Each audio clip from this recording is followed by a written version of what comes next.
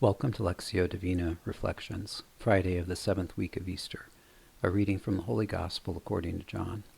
Jesus said to Simon Peter, "Amen, amen, I say to you, when you were younger, you used to dress yourself and go where you wanted, but when you grow old, you will stretch out your hands, and someone else will dress you and lead you where you do not want to go."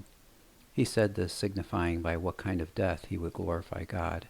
And when he had said this, he said to him, "Follow me." Today's Gospel from John tells the story of Peter's encounter with Jesus after his resurrection, where he appears to Peter and the disciples at the Sea of Tiberias. Jesus asks Peter 3 times, "Do you love me?" For Peter's threefold denial before Jesus' death, Jesus now gives Peter a threefold invitation to love and serve him. The consequence of Peter's commitment, his yes to following the Lord, will mean his life is no longer his own.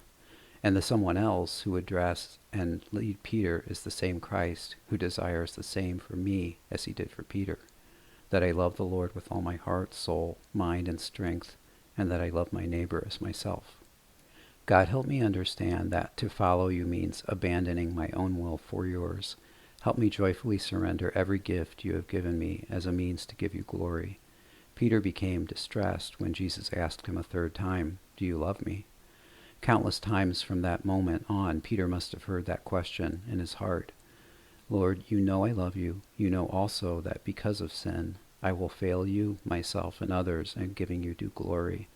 Help me listen out for you throughout the day and receive your grace so that I can hear your voice and follow you. Lord, stay with me today when inevitable conflicts come. Help me remember to ask for your guidance and to know and do your will. St. Philip Neri, pray for us. Glory be to the Father, and to the Son, and to the Holy Spirit, as it was in the beginning, is now, and ever shall be, world without end. Amen.